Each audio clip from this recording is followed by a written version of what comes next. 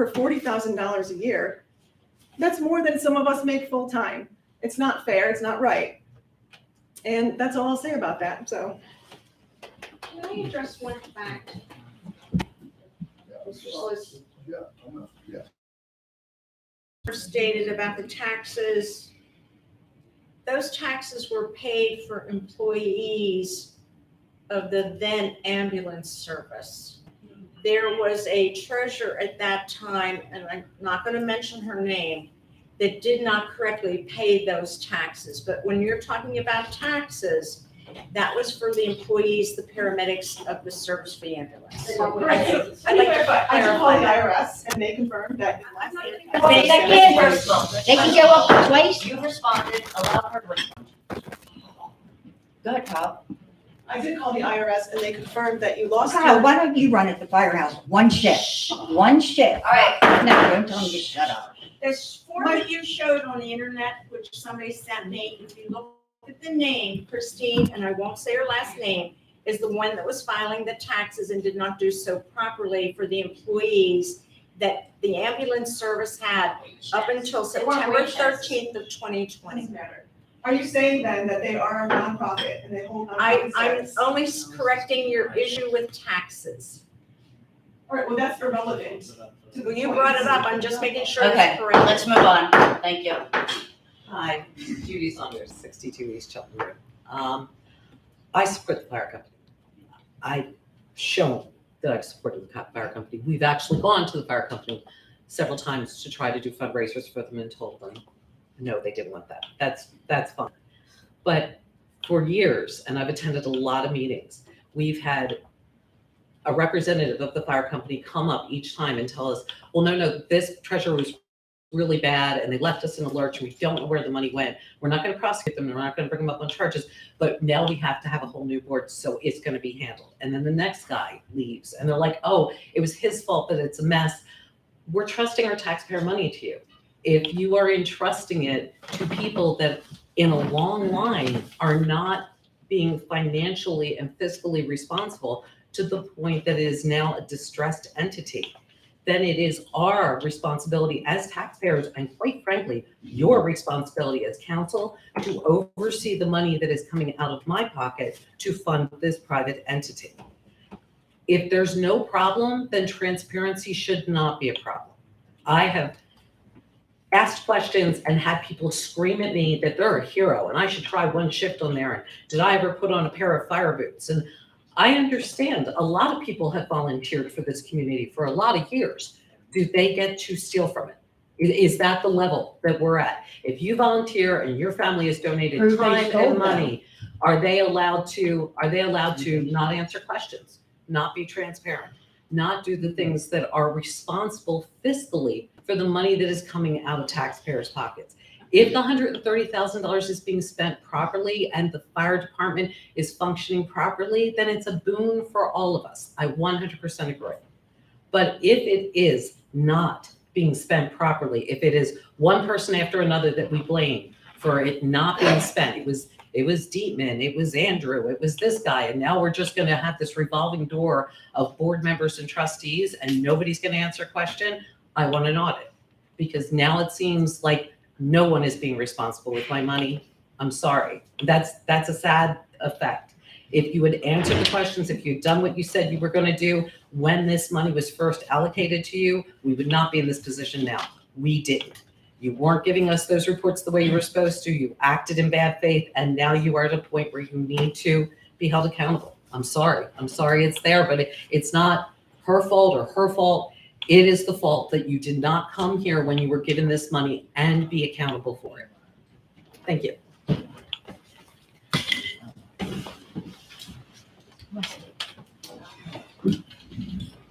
Moving on.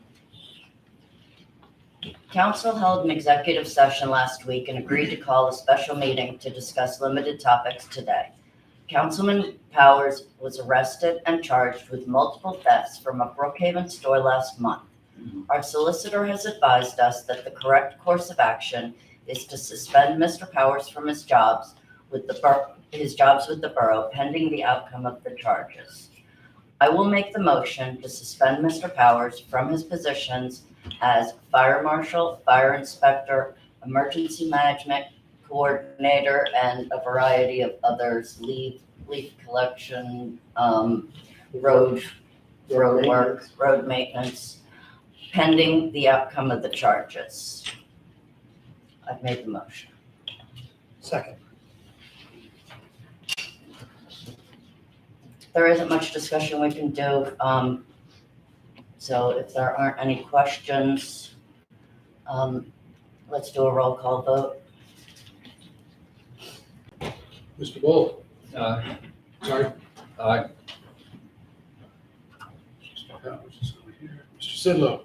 Aye. Ms. Percival. Aye. Mr. Swiger. Yes. Mr. Costigan. Yes. Ms. Guy. Yes, 6 yes, thank 1 you. absent. So moved. And again, for the record, this is a temporary suspension. Again, pending the outcome and resolution of the case in the Delaware County court system. Mr. Powers has not been terminated.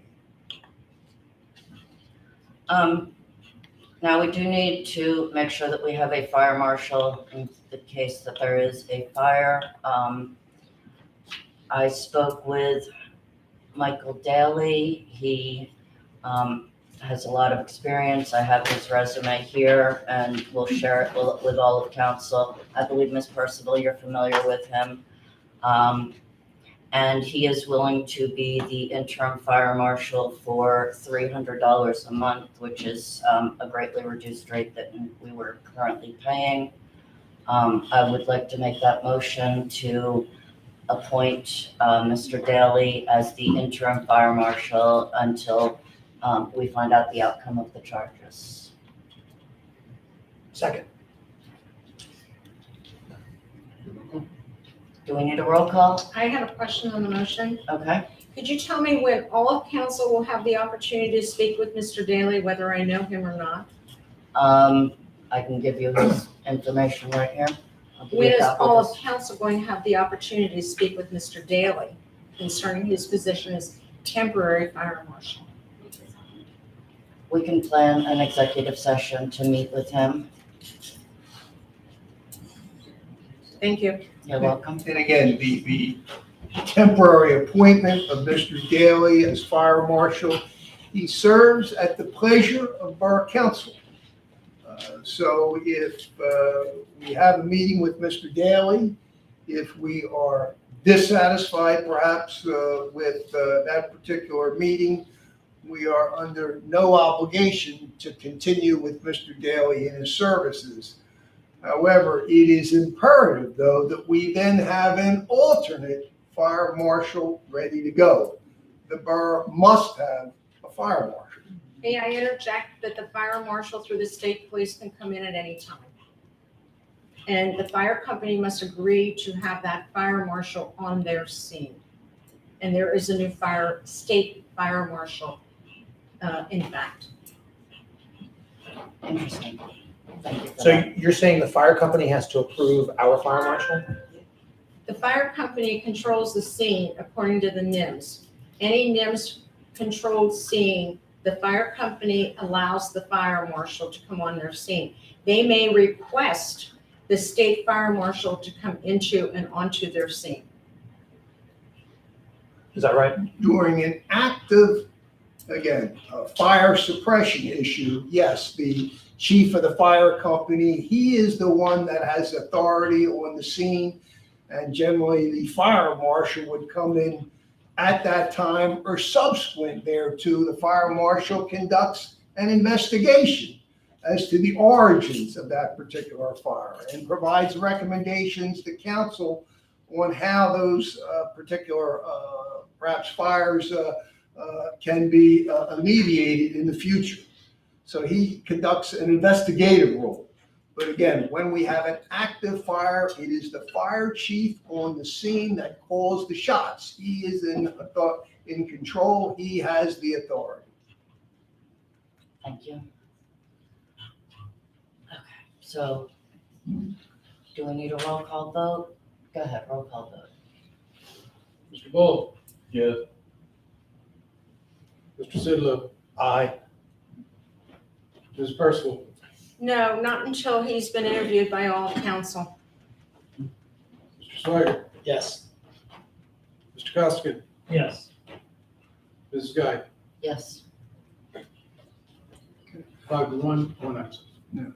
I would suggest between now and the August monthly meeting that Borough Council see if we can have, again, an executive session meeting with Mr. Daly.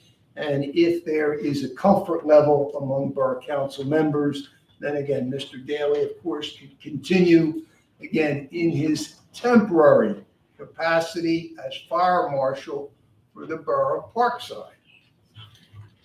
Thank you. Moving on.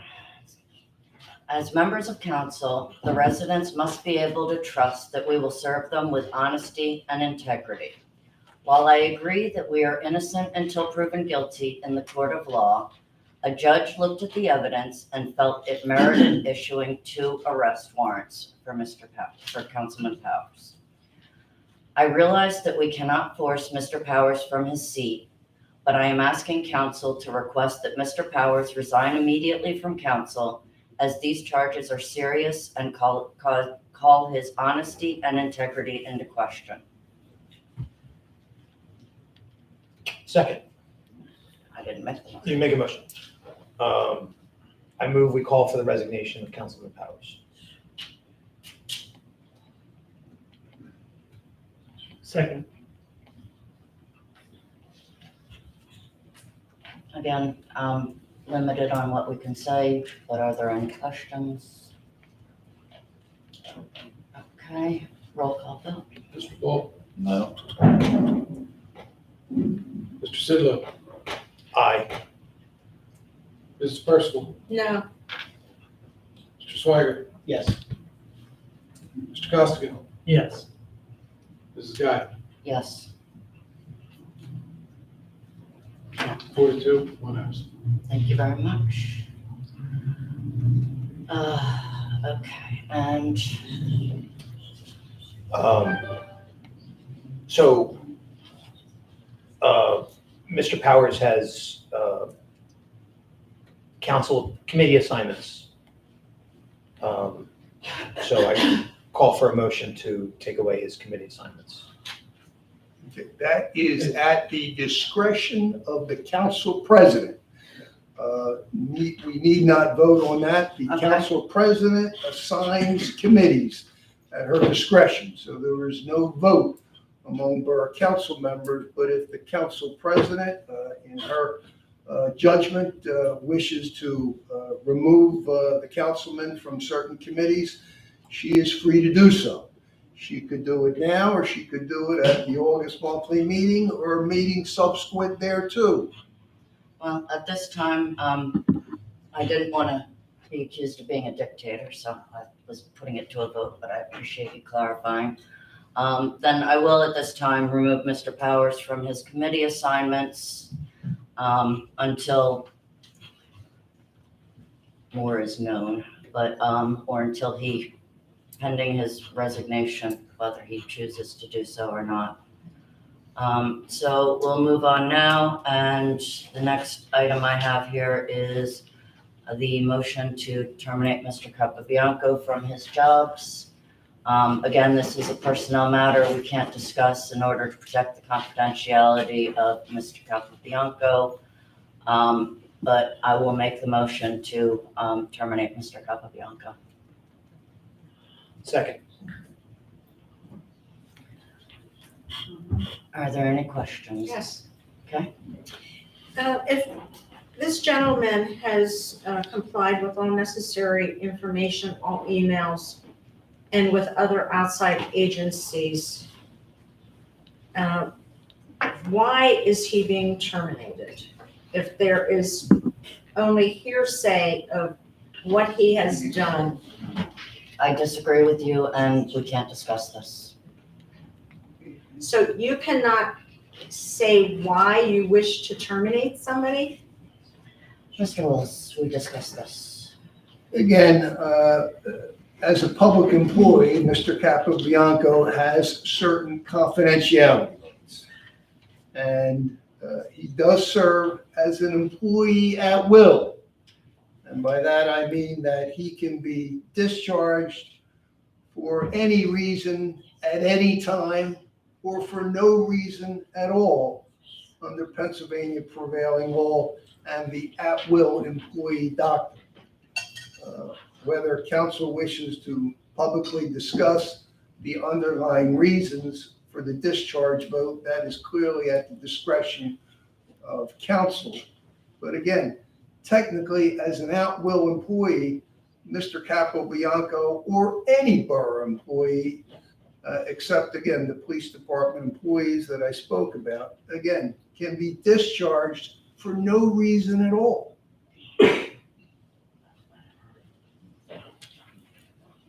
All right. Let's have a vote. Mr. Bull, No. Mr. Sidlow, Yes. Ms. Percival, No. Mr. Swigert, Yes. Mr. Costigan, Yes. Mrs. Guy. Yes, Well, third time's a charm. so moved. I'd now like to make the motion to advertise his jobs, so that we can see if we can find somebody to put in those positions. I'll make that motion or I'll second it, whatever, wherever we are. Are there any questions? All those in favor? Do we need a roll call for this? Let me hear it. All those in favor? Aye. All right, roll call vote. Mr. Bull, Yes.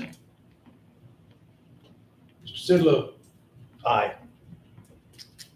Mrs. Percival, Yes, on the condition all of council interviews. Mr. Swigert, Yes. Mr. Costigan, Yes. Mrs. Guy. Yes, and what does her making a condition do to the vote? I mean. I'm sorry, but Does- several other people does- have done that, so I'm just following suit. Does that, Voted yes with the caveat, but it's still a yes vote. I'd just like it on the record that numerous times we have not all been involved in interviews. certainly not. You were president. Okay, so moved. And now, Mr. Wills, I would like you to explain, as you explained to us about the need for the firehouse audit. I believe you've already touched on a great deal of it. Again, I think, in light of the allegations that I believe the public is well aware of, I think it would be prudent to conduct an audit of the fire company. Again, in light of the substantial investment in taxpayer dollars, we know over the past 2 or 3 years. We have received a proposal from Brinker Simpson. Brinker Simpson is well known to Borough Council. They are presently our Borough Treasurer. They do a fine job. I have the highest regard for Ms. Stillwell as well as her staff, and have worked with her very, very nicely over the past 7 or 8 months. She has a proposal for an audit, which I looked at the numbers. I find them to be reasonable. And therefore, if it is the pleasure of Borough Council, a motion would be in order to accept that proposal. I'll make that motion. So we should state that it's for $7,500. That would be the maximum. That'd be the yes. maximum, right? Yes. Thought it was a fair estimate. Yeah. I made the motion. So I'll second.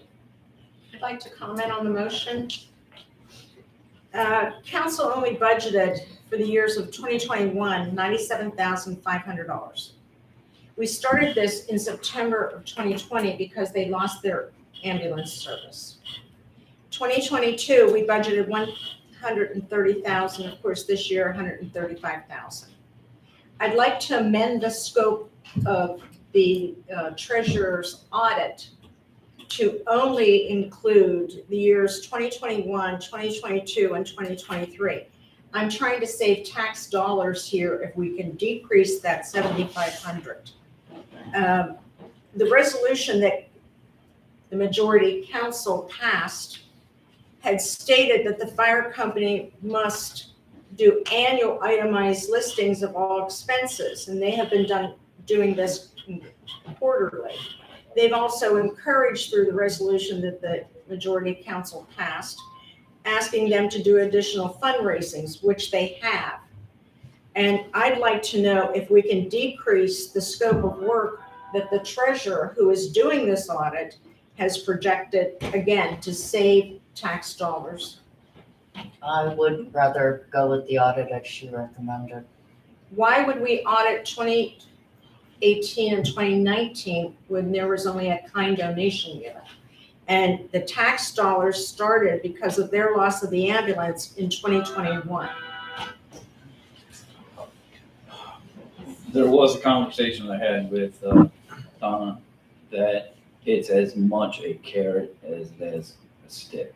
It's forensics in its way to perhaps find some problems, but it's also knowing that the fire company has been in a distressed organization for, I guess, a number of years, going back to as the closing of the ambulance, as some of those things were taking place, there may be lost money found, there may be a possibility to help them get to the next part of their operations.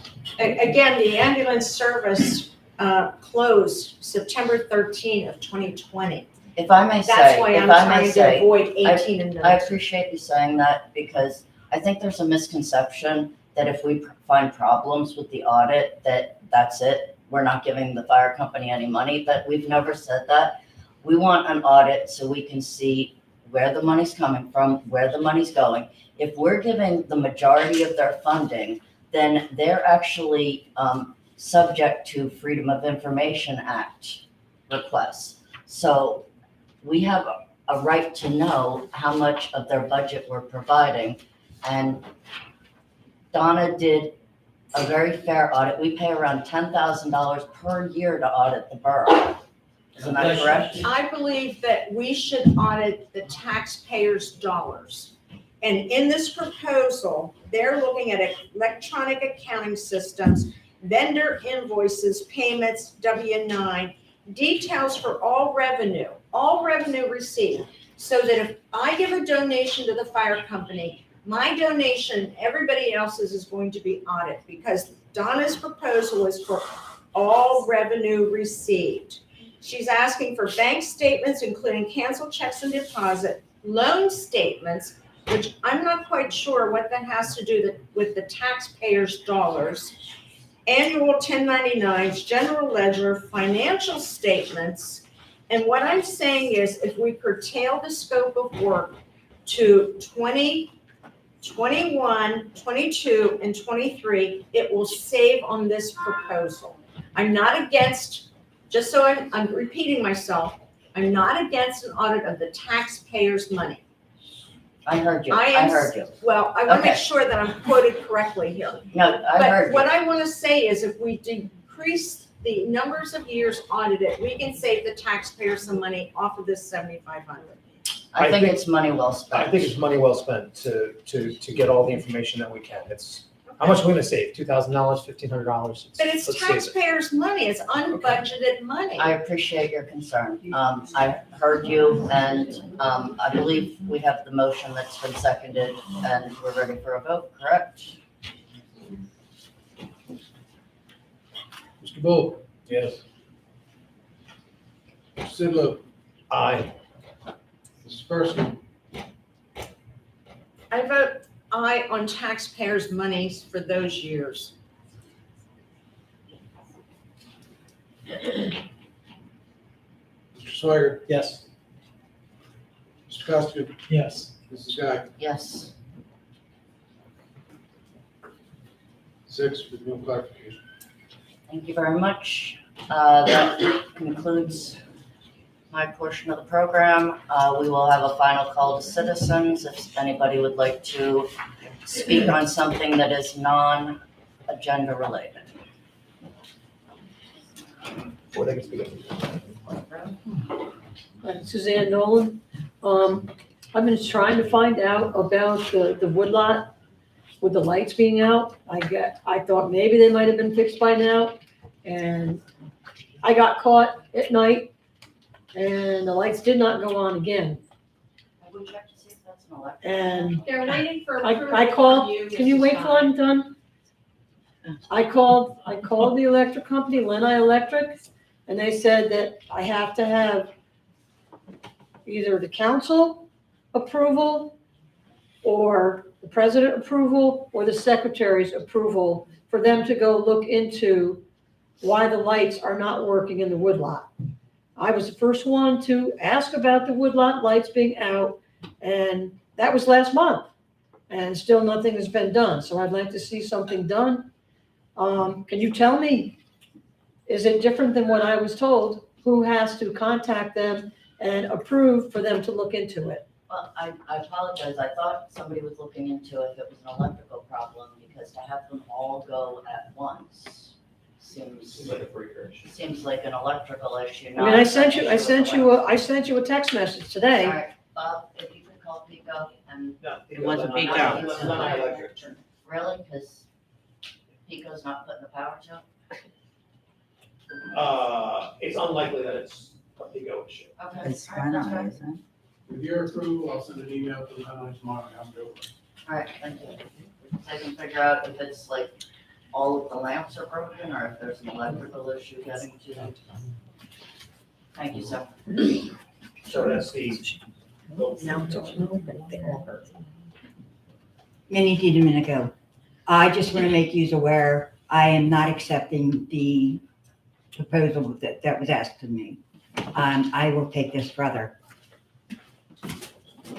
What was that for you? To give in, to let you guys pay for coverage for 1 year, when I can go every day if I want to Eddystone and get my own credit report. So you wouldn't be paying for jack, so we'll take this further. Eighty Slow, one Yes. forty-two. Nick's job, what will we have to pay somebody for it? How much would it cost the borough? I'm not sure, but, I'm willing Well, to you bet, made the proposal, would you have that figure in front of you, the number? I'm willing to bet I will save money. We have this budgeted amount. What's the budget amount, sir? There's a budgeted amount for a code enforcement officer. I don't know the numbers off the top of my head. But there's a budgeted amount for a code enforcement officer for a wage for salary, and then he gets, compensation for inspection. So a new person may cost the same, may cost less. Well, who makes that decision about costing more or less? That'll be made by council when the time comes. So we're looking for a person that's gonna make less? That's the way I read this. Yes, I actually think that we were overpaying Mr. Capabianco based on what I saw compared to other boroughs of much larger size, that they don't pay as much for their code enforcement as we do. You only have one other question, and this goes back to the fire company. How much money are we talking about that may be misconstrued or taken out? Somebody has an idea. Don't just shake your heads. How much? We talking 10, 20, 30, 40? I mean, Are we talking, how much there's money are like we 90,000 talking? that hasn't been reported. So that's a ballpark number that you have heard or That's have, that's the amount that they have not provided any report for. okay, so that's $90,000. But their reports are also incredibly vague, and if I worked at a business and I turned in a report like that Oh. with no backup, I would be laughed at. So, giving a report that just has some numbers on it with no backup whatsoever, you might as well just write anything. So, Okay, and my other question, are you, this is to the lawyer. Is it right that you can just can a guy and don't have to have a reason? Under the, Fire him, what else you want to call it? under the employee at will document, right? And Okay, unless there's a contract for employment, a collective bargaining agreement. In the Commonwealth of Pennsylvania, it is assumed, right, that you are an at-will employee. And an at-will employee can be discharged at any time for any reason, so long as it's not an illegal reason.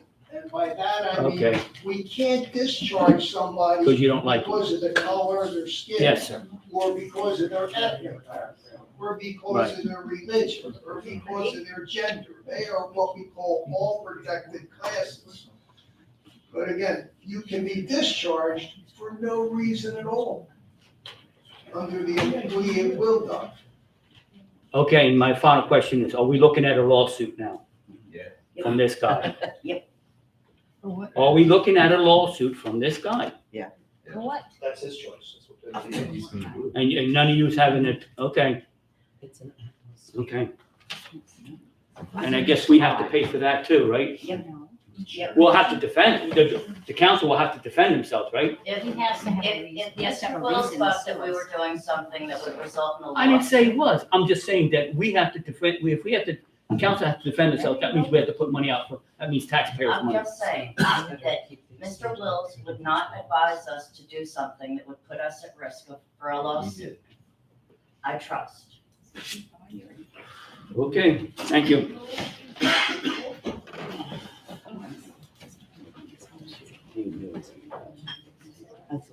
She's coming up soon. Oh, I'm sorry. No, please. Ladies before gentlemen. If I'm a gentleman. Hi, my name is Brenda Rowan. I just moved to Parkside Terrace, beginning of June. Anyway, I'm a little confused about not being able to have Mr. Powers removed from council. Maybe someone can explain that to me, because I was looking up the zoning officer position that was posted. And in there, it says that if anybody is accused of malfeasance, which is wrongdoing, especially by a public official, the council can vote and by majority have the person removed from the zoning board. So why doesn't that same aspect apply to the council?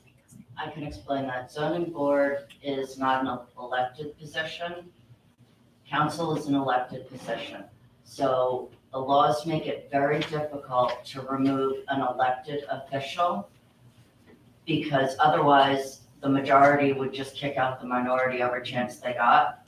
So we can't just vote him out. If he does not resign and we still feel that he should be removed from council, there are procedures we can pursue, like impeachment with the state legislature. But there's a good reason why they make it hard to remove elected officials by a vote. Okay, thank you. And then also, you said that his positions are going to be suspended. So does that mean his income is suspended as well? And how about the stipend that he gets for being on council? The council income would not be affected. Okay, thank you. You're welcome.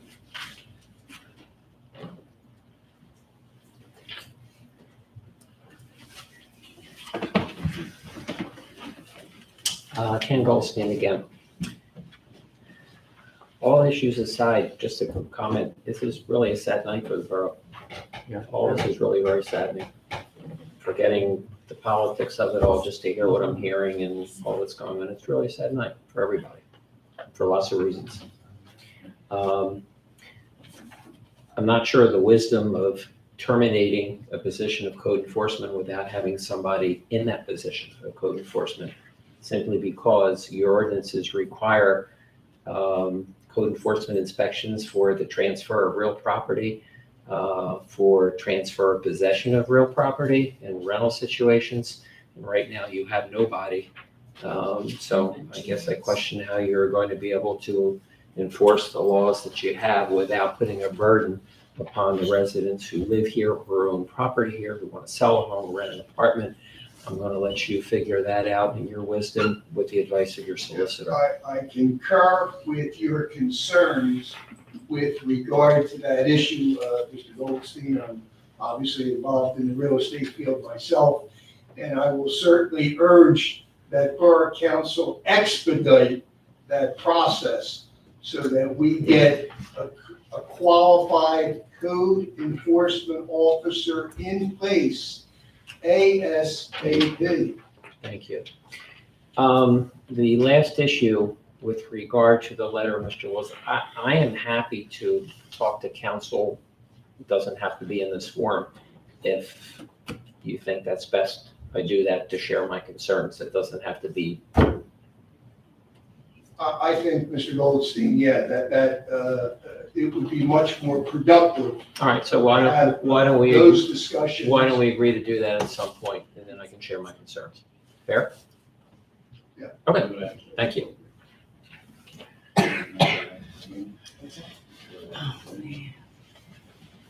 All right, we'll meet with you after the meeting, Mr. Ken. Okay. Mr. Goldstein, we'll meet with you after the meeting, all right? Thank you.